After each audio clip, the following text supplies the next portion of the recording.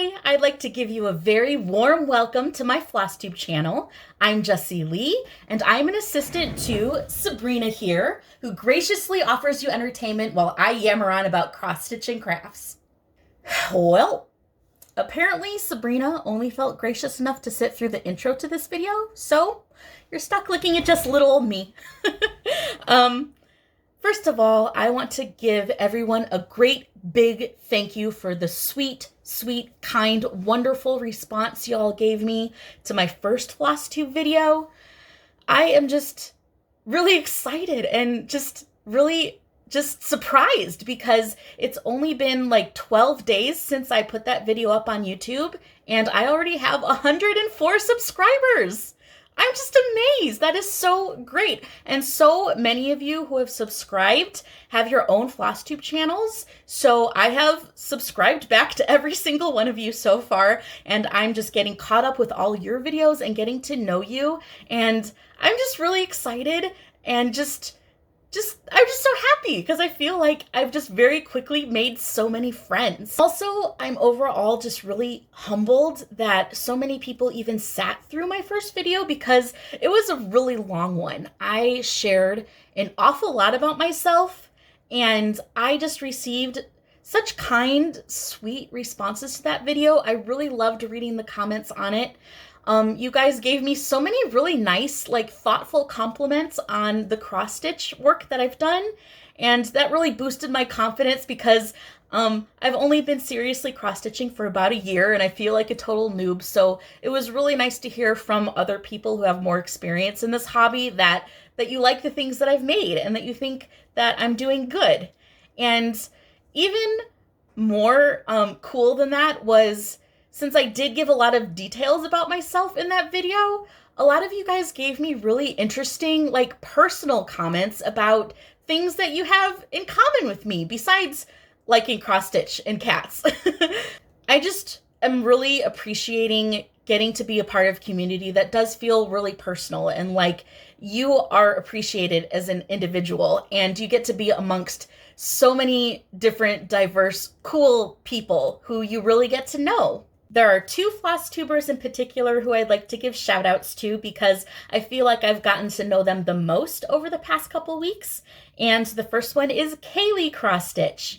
Kaylee and I have actually been following each other on Instagram for a couple months. And I recognized her name when she came over and subscribed to me here on YouTube. So I went and watched all of her videos, and it was really cool to see the face and hear the voice behind all of these pictures that I've been seeing.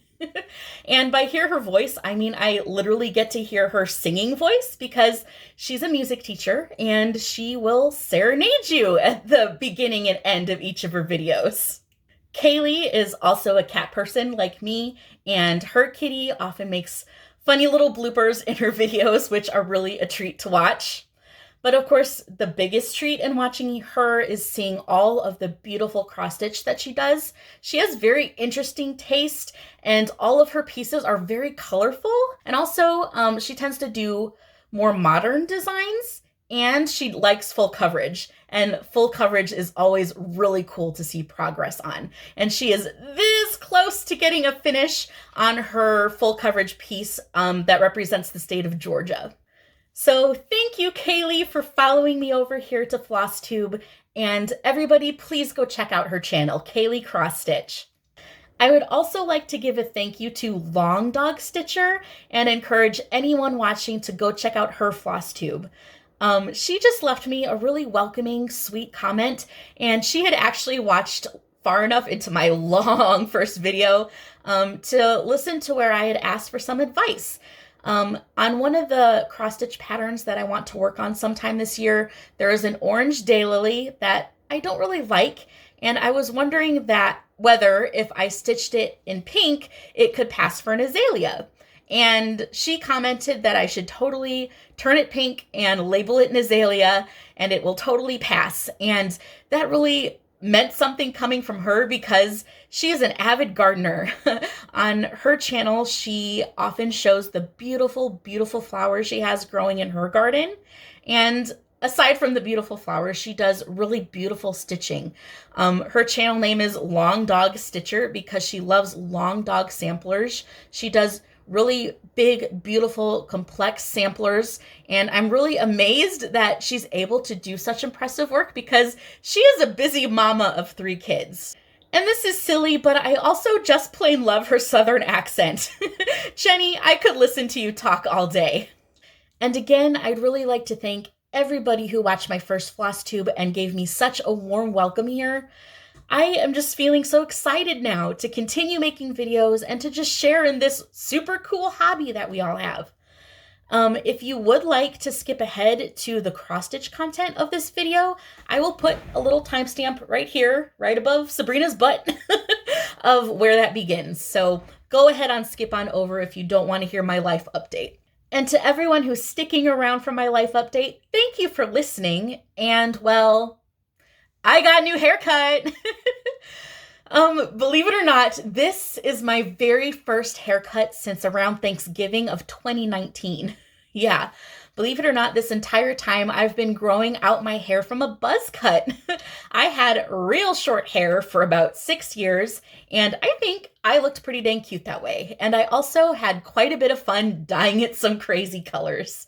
But I just decided that I wanted to try having long hair again. So I started growing it out right before winter came in 2019. And that turned out to be perfect timing because I could just cover up my shaggy mess with my winter hat. And then after that, 2020 came around and soon haircuts just weren't available to most people. So most people were kind of having hair struggles, and my hair struggles just sort of fit right in. As you saw in my last video, my hair had grown out to a couple inches past my shoulders, and it was looking pretty shaggy, and I just feel like a new woman after getting it cut into this cute little bob. I don't know if I'm going to keep this hairstyle. Looking back, I think my hair really looked the absolute cutest when I had it at more of a pixie length, so I might decide to go back to that. But for right now, I am just enjoying having my longer hair, not just grown out, but actually styled now after my haircut. The other really nice thing that's gone on within the past 2 weeks is that my mother-in-law came to visit my family and me. Mary, my mother-in-law, is a super cool lady, and she's a doctor. In fact, my kids actually call her Dr. Grandma, which is pretty cute and hilarious. And because she's a doctor, she's been fortunate enough to get her COVID vaccine. So she felt comfortable getting on a plane and coming to visit us up here. It's ironic because she lives in Florida. So everybody on her airplane was actually coming back to Minnesota from being on vacation down in sunny, warm Florida. And she was going from sunny, warm Florida on her vacation up here to cold Minnesota. On that note, though, I just need to stop and say that my heart goes out to everybody in the southern United States who has struggled with this freakish and just tragic cold weather disaster that has happened down there. So many people have had their homes and their lives just absolutely devastated. And I don't know, I just don't have anything adequate to say about it. I just want to be courteous and let you know that if listening to me talk about my family and my mother-in-law running around and having fun in the Minnesota snow and ice is going to make you feel bad, right here I'm posting a time in this video that's safe for you to go to and you can listen to and feel happy. So anyway, my mother-in-law did end up having fun running around in the Minnesota snow and ice with us. One of the cool things we did with her while she was here was when my kids were at school, Tim and I took her down to visit Stillwater, Minnesota. Stillwater is a really beautiful town right on the LaCroix River. St. Croix River. LaCroix is a drink. Anyway, it is a beautiful river town. It's sort of touristy. Their downtown area has really adorable and interesting shops and restaurants. And we took Mary down there, and it was really fun. We did some shopping. We were walking around, and it was dusting snow on us, but we were bundled up, and we were all comfortable. And everything still looked really charming and pretty. And we had a really delicious taco lunch at a restaurant called Lolo's. And we just had a good time, and I think she enjoyed it. What I got a kick out of was Stillwater is super beautiful, even in the wintertime. My husband and kids and I have gone down there during the summertime and have had picnics by the river, and that is really fun, and it's absolutely gorgeous. But yeah, it was super cool to see it in the wintertime. That's the first time we've gone down there when there's been snow everywhere and that the river has had ice. And speaking of ice, the other cool activity we did during my mother-in-law's visit was take the kids back down to Stillwater to check out this amazing ice maze they had down there. Their community theater, called the Zephyr Theater, of course struggled through 2020 because they weren't able to put on shows.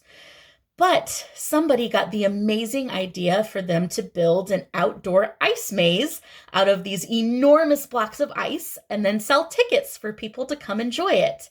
So we bought some tickets and went to check it out and had the most amazing time.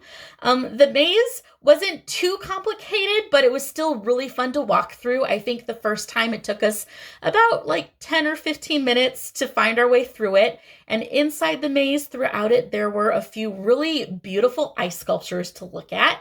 And also walking through the maze was Elsa, there to greet the kids, which I thought was really sweet. And then also for the kids, they had this amazing slide made out of ice. And we knew about it beforehand. So we made sure that the kids went to visit in their snow pants so they could enjoy the slide and not get freezing cold and wet. And they also had a few campfires going there, and they were selling the supplies to roast marshmallows and make s'mores. So we really enjoyed that too. The maze, and especially the slide, weren't just fun, but they also looked really amazing. So I am going to share a picture of what that was like right here.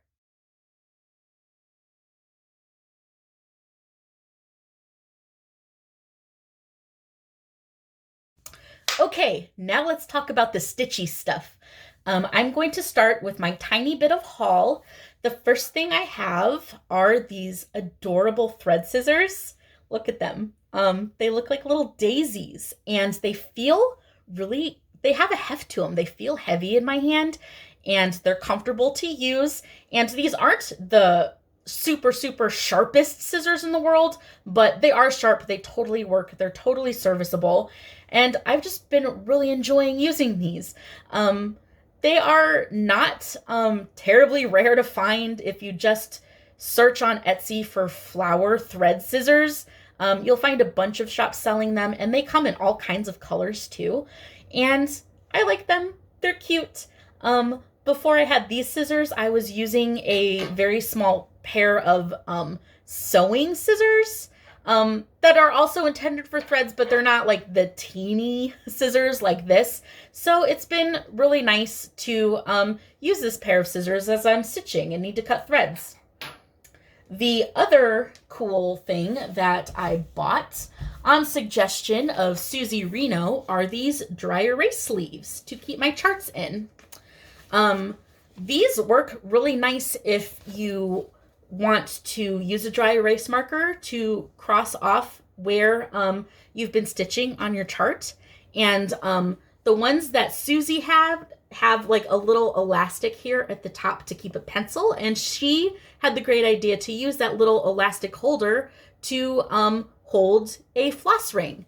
Mine don't have that, and I don't really need it because I don't really take these traveling with me or anything like that. I just bought this particular set because I really loved the colors that they came in. But these have been super nice, a great way to keep track and organize my charts and be able to see them really clearly. I can use these to make marks on the charts, but not literally on the charts. And this was just a really cool thing that Susie suggested. And of course, I just adore Susie herself. She's a fellow Minnesotan, and she has been living here much longer than I have, and she is just the epitome of an adorable Minnesota nice lady. And she also has an accent that I could just listen to all day. And I was really fascinated when her friend Mavis came to visit her channel, and she had an incredibly strong northern Minnesota accent, and I really found that fascinating. It's funny to me to think about how my kids are going to grow up here in Minnesota and how they'll most likely develop a Minnesotan accent. My daughter, I remember listening into her Zoom school meeting back in the fall and just chuckling, listening to her teacher explain the vowel sounds to the class because she pronounces the vowels very differently than I do. I'm from Nebraska. I think I have a more neutral Midwestern accent. Oh, hi, Sabrina. I have a more neutral Midwestern accent, and I don't know, maybe that'll change the longer I live here. I'm not sure. But maybe not. My mom and stepdad, they grew up in Illinois, and they've lived in Omaha for over 20 years, and they still sound like they're from Chicago. I am super psyched to show you my first FFO of this year, and here it is. Look it! I turned my cross-stitch chocolates into a real chocolate box. This is just a pretty Russell Stover box that I found with the Valentine's Day candy this year. I just really thought it was adorable that it had this classic crushed velvet, so I thought it would work perfectly, and luckily, this piece fit perfectly inside of it. Funny story, when I went to Joann Fabrics to find the supplies I needed to finish this into the box, that's where I found this really pretty ribbon trim. I was having the most embarrassing time while I was there. I kind of need a new pair of shoes, but just the end of winter is a really bad time to go out buying new shoes because you're going to be walking around in snow and slush for a little while in the springtime. And I was walking around the store on a Monday, and the store was empty. There was no music playing. It was dead silent, except for my shoes squeaking all over the floor as I was walking through the store. All the employees knew exactly where I was while I was walking around because they could hear my sticky shoes. But those sticky shoes led me to the sticky board at the store, and I was really excited to find it. Honestly, I had been considering just using plain cardboard from around my house to mount my cross stitch, but I ended up finding the sticky board and was super excited because I've never used it before. And I'm like, oh, is this the stuff that Javagirl Stitches uses to finish her gazillions of FFOs? So yeah, I totally ended up bringing home that sticky board and then this cute ruffle ribbon that I needed for trim and the quilt batting that I needed to make this so sweet and puffy. And I'm so glad that I found the sticky board because mounting this crazy abnormal heart shape and making it look nice was so much easier. So yeah, I'm a little less of a noob now after having that experience. I guess I ought to tell you the basic info about this piece. This pattern is called Candy Heart. It is by Jeff Julseth, and I found the PDF for it at Hirschners.com. Kim Hollenback here on Flosstube, she is Spartan Stitcher on Instagram. She also has this project in her stash, and she is working from the original printing of the pattern in a 1995 cross-stitch magazine, which is pretty fascinating. So go check out what she's doing. I stitched this 3/2 on 28 count fabric flare even weave. It is the shade Blush Pink.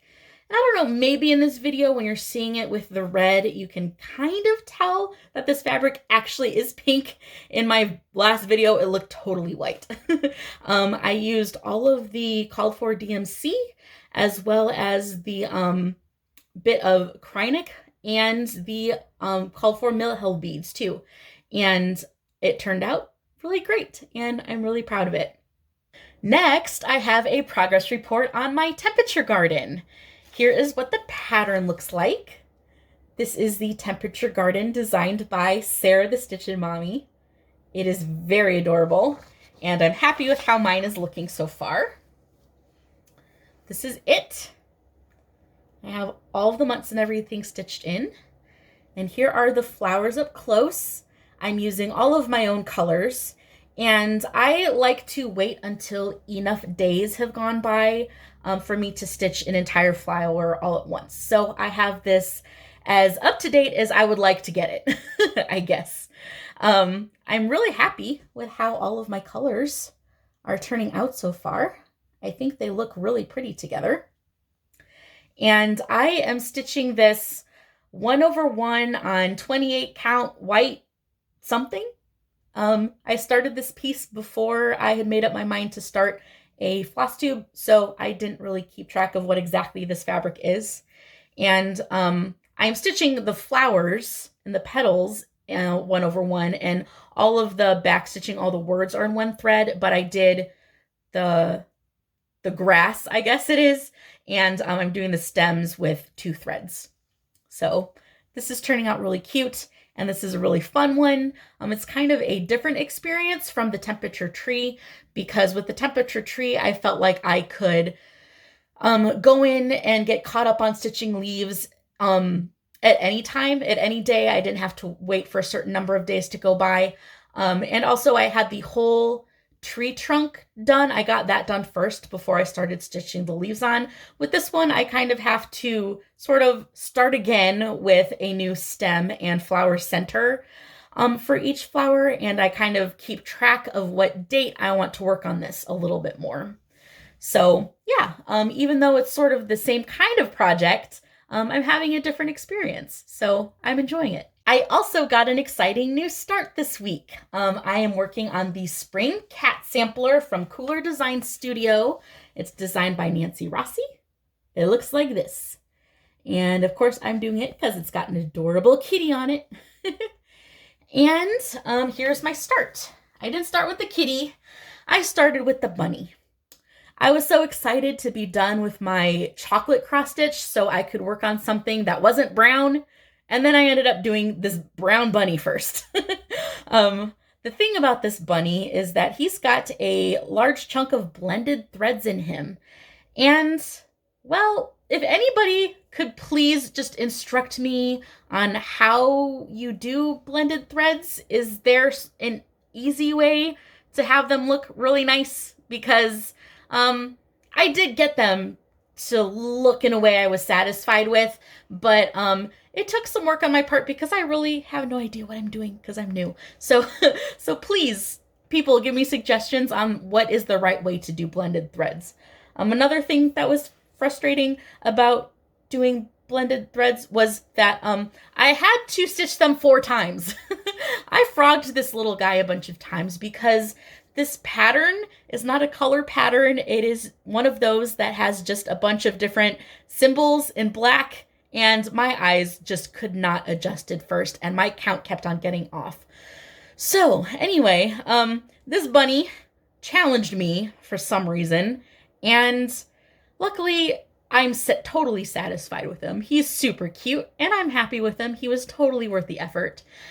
But I am glad I got to move on to this wonderful viola, which happens to be my favorite flower. I love just this family of flowers. Pansies are my favorite, and this is colorful and cute, and it's stitched up real fast. So I made up some of my lost time, and I had already lost time to stitch already because of my mother-in-law's visit. I didn't do any cross stitch at all during that week. So this is just 1 week's worth of stitching on this piece. So if you're not too impressed by sort of the small amount that it is, I'm sorry.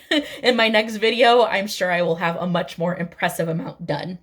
Anyway, one thing that I have been noticing about this piece, you see it in particular here on this little tiny baby flower, is that the back stitching, just the style of this piece, the back stitching makes it look sort of like loose and sketchy.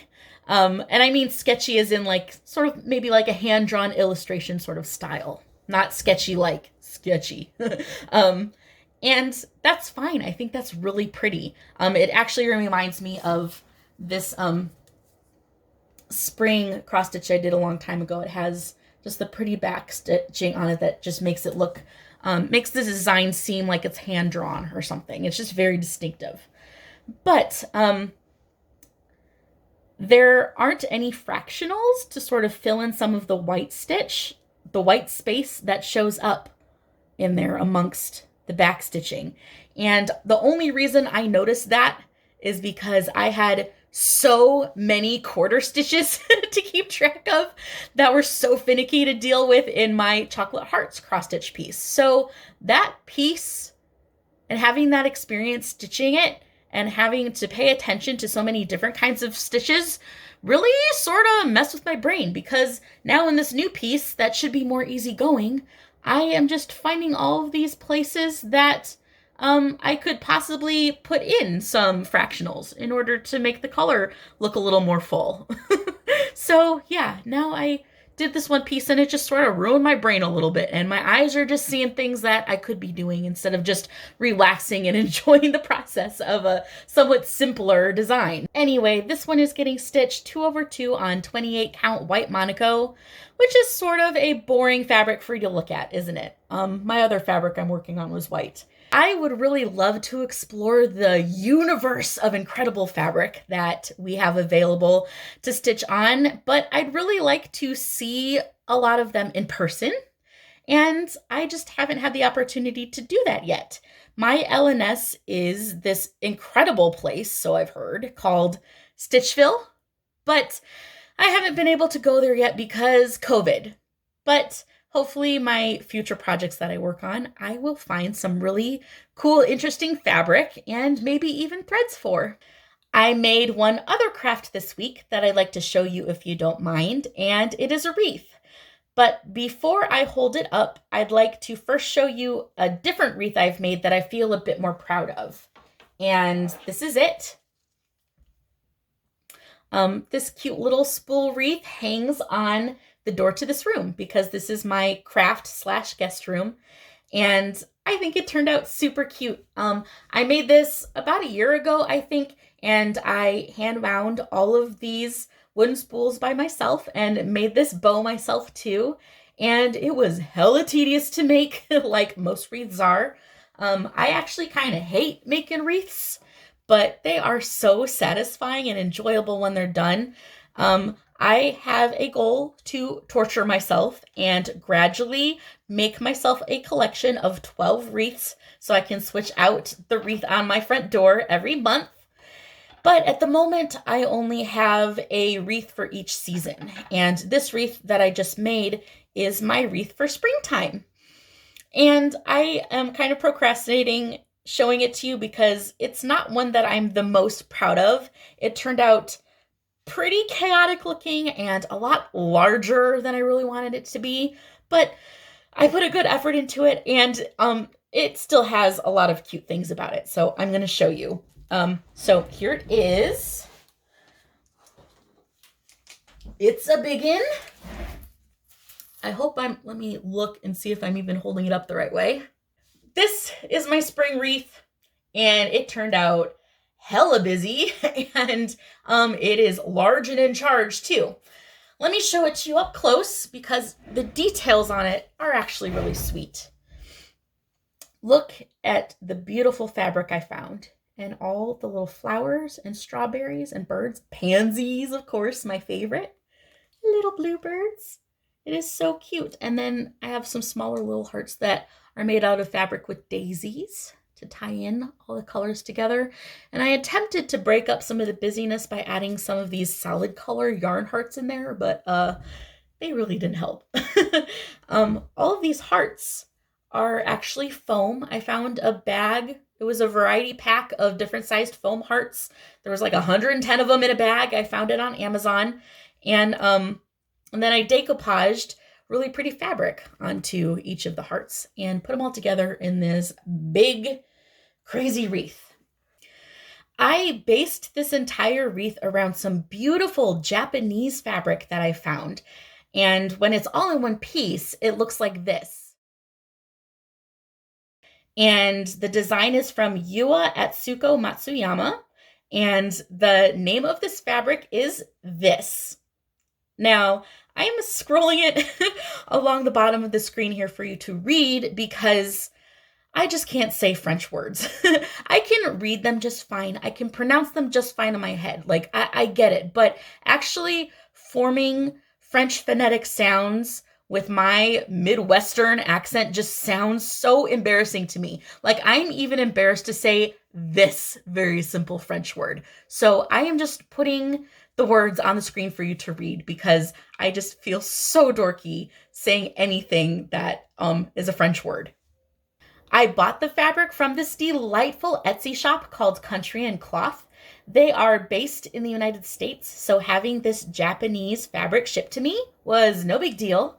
And I just really enjoyed the shop because their selection of fabrics is really unique and just very beautifully curated. It would be so simple to just shop on there and just find yourself a whole dang quilt. So I just wanted to mention them because I would recommend that shop. It was really cool. So here's one last peek at how that beautiful fabric came together into this wreath with a couple other fabrics that I picked out to go with it. I just think all the details are really, really sweet. My intention with this wreath was for it to maybe get hung up around Valentine's Day and then last all the way through the springtime and maybe into summer too with all those strawberries. I feel like this wreath is super cute up close, but just gets real jumbled from far away, but that's okay. It was a fun project, and I wanted to show it to you because I worked pretty hard on it, and I got real sticky fingers from all the Mod Podge. All right, plans for the next 2 weeks are kind of boring because I only have 2 whips right now. But I should make a pretty good chunk of progress on my spring cat sampler because I don't have any visitors for the next 2 weeks. So that's nice. One other stitchy project that I might get around to, is FFOing my temperature tree from 2020. And, this does actually have more fabric attached to it than I've been showing you all this time. I have ordered a special hoop to finish this in. I wanted an all wood hoop that was oval and in dimensions that would fit around this really nicely, but I was only able to find one from an Etsy shop in Europe. So I've been waiting for that to get to me here in Minnesota, United States. And there is a good chance that it will show up within the next 2 weeks, so I'll be able to finish that tree up really nicely and finally have it hanging up somewhere, probably in this room. We are approaching the first week of March, which means I will be switching out all the seasonal decor that I have in my living room from winter to spring, and I will be putting out this cute older cross stitch of mine. I compared this to my whip a little bit earlier, but the real reason I brought it out was to say that I will be changing out my seasonal decor to springtime, and that is important to know because I have a craft that I need to do before I do that, and that is to decorate this thing. This is a slice from the chunk of my family's Christmas tree from this past Christmas. I have a little tradition of always painting the year and a little scene or motif to commemorate that year on these chunks that I take out of our Christmas tree trunks. I have been doing this ever since the first Christmas that my husband and I were married. So I have 9 of them done, and this one is waiting. I've been thinking about how I want to represent 2020. That'll be a toughie, but I do have an idea that I think I'm going to go with. So in my next video, I will show you what I do with this before I put it away with all of my winter decor and all my other very special Christmas tree trunk chunk ornaments that I will probably show you in the next video because I don't want this one to turn out as long as my first video did. I just want to say one more giant thank you to everybody who is watching me here on this channel for giving me such an incredible welcome to the Flosstube community. I really hope you come back to watch my future videos and that you enjoy everything I have to share about my creative endeavors. And before I go, I just want to share the motto of my grandma, who inspired me so much in stitching and in life, and that is, God loves you and I love you. Bye for now. Happy stitching.